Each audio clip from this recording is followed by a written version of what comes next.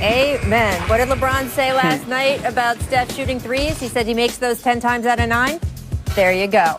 Welcome to The Jump. I am Rachel Nichols. Today I am joined indeed by NBA champ Kendrick Perkins and our insider Malika Andrews with the best bobblehead in the business behind her. Zach Lowe also going to join us later in the show. Coming up, Kyrie Irving. 4 straight games now he's missed due to personal reasons. The Nets say they don't have an exact date for his return. What is his standing in the organization right now?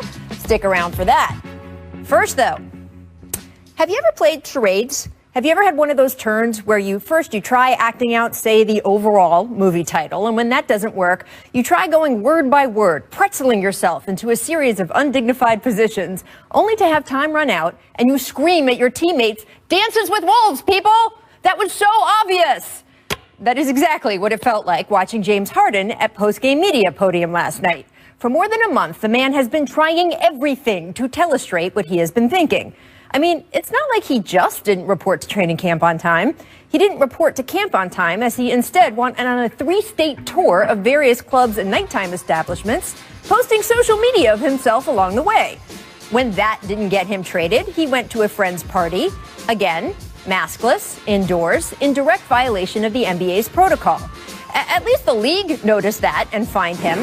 Still, all we heard from the Rockets and their management was that they wanted James to play games for them, the hope being that if he actually got on the court with new acquisitions like John Wall, Boogie Cousins, Christian Wood, maybe he'd change his mind on wanting out.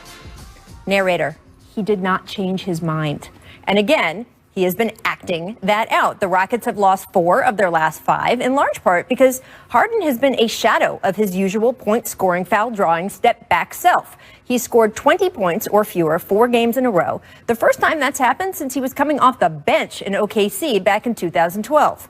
And last night, well, if last night wasn't rock bottom, I'd hate to see what is.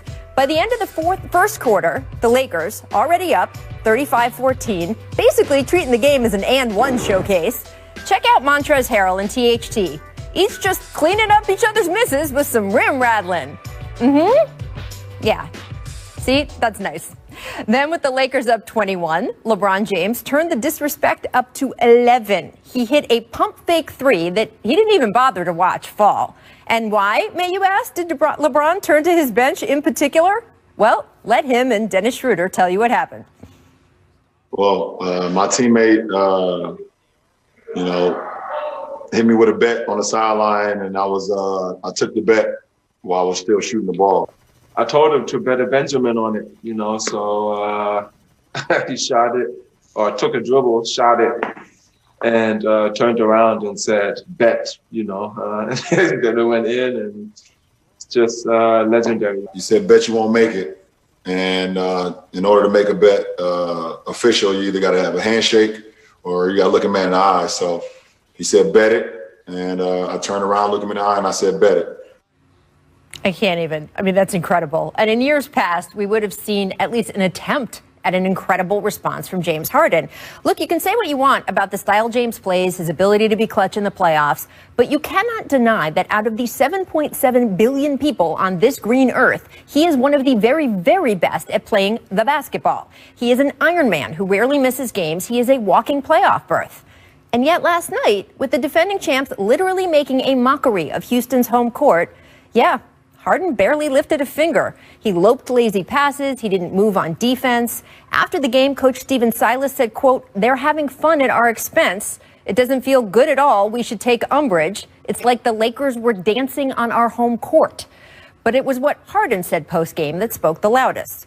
Clearly, finally tired of trying to act out his feelings, Harden just came out and said what we've all known he's been thinking for more than a month. We're just not good enough.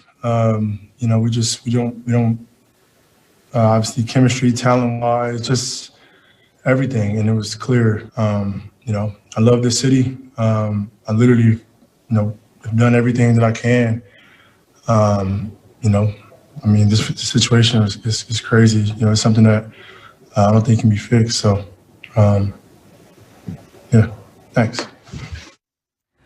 Okay, then. John Wall was up next, and while he didn't want to comment on what Harden said specifically, he did say that, quote, when you have certain guys in the mix that don't want to buy in all as one, it's hard to do anything special. Then when asked about his relationship with Harden, here's what he did say. I think it's been a little rocky. Can't lie about that. I mean, I don't think it's been the best it could be, to be honest. That's all I really can say.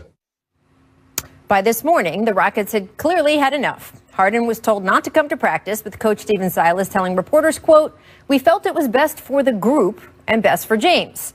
While Boogie Cousins said the disrespect, quote, isn't something that all of a sudden started last night. Boogie added, it's completely unfair to the rest of the guys in the locker room. So, what happens next? ESPN is reporting the Rockets are in active, serious trade conversations with both Philadelphia and Brooklyn as we speak. So maybe we'll see a Harden deal as soon as today, or maybe it'll be a week or next month. Regardless, it is clear now how this story is going to end. Sounds like James Harden won't be in Houston much longer. So, Perk, where do you think the Rockets go from here? Well, Rachel, I think that James Harden will probably never wear a Houston Rockets jersey again, especially not this season or the next 2 seasons. He keeps saying that he wants to retire as a Rocket, and I get that because he's done a lot for this organization. He's done a lot for this city. But, a wise man told me when I was young, it's not what you do, it's how you do it. And what James Harden did yesterday by throwing his teammates under the bus, undervaluing them, treating them like they're not good enough. Well, actually saying it is a problem. And right now the Rockets are taking the right steps. I just read a report that said that Stephen Silas said that James will be home for the remainder of the period until they find a trade. And that's the right move. They have to trade James Harden, and they need to trade him fast.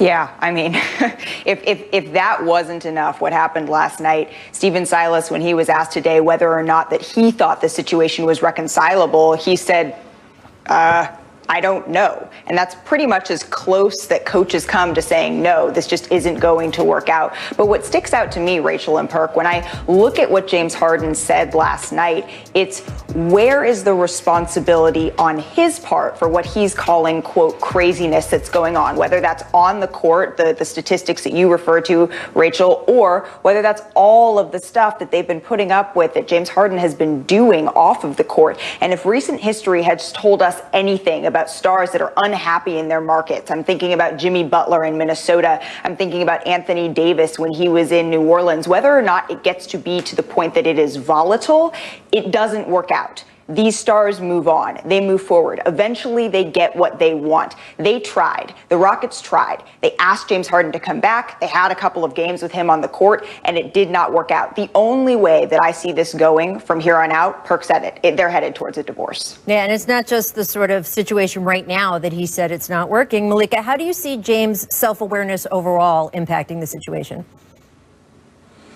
Well, I think that it's playing a part in it. It's hard when you're listening to John Wall, when you're listening to DeMarcus Cousins, hearing them say that this isn't the first time that the disrespect has shown up. This isn't the first time that they're feeling this way. It's hard to want to go out on the court and be focused on performing as a unit when you have one guy saying that this just isn't good enough. Oh, and by the way, that one guy is your franchise player. That's where the question comes up of whether or not James Harden can put himself into a 20,000-foot position and say, hey, looking down on the situation, I see my role in it. I see how I am impacting my teammates. I see the role that I am playing here, and I need to leave so that they can continue. Right now, it looks like James is putting everything out and not turning the mirrors back in on himself.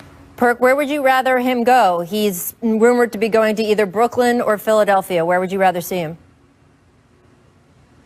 Well, to be honest with me, I think the best fit for the Rockets is for James to go to Philly because they're going to probably get back Ben Simmons. And James in Philadelphia, along with how Joel Embiid is playing right now, Danny Green is playing awesome, Seth Curry is playing elite basketball, and coached under Doc Rivers, they will be really dangerous in the Eastern Conference, and it will make it that more competitive to the Milwaukee Bucks, to the Brooklyn Nets. The reason that if I'm James, I wouldn't want to go to the Brooklyn Nets, because I don't know what's going on with Kyrie. You go in there to think that you're going to play with Kevin Durant and Kyrie Irving, and then all of a sudden Kyrie Irving, you get in the first round of the playoffs and no one hears from him. He's nowhere to be found. So if I'm James, I'm looking at structure, I'm looking at what's going on, and I'm evaluating both of these ball clubs. And right now, Philly looks like the best ball club for him to go to. Well, it's funny you should say that.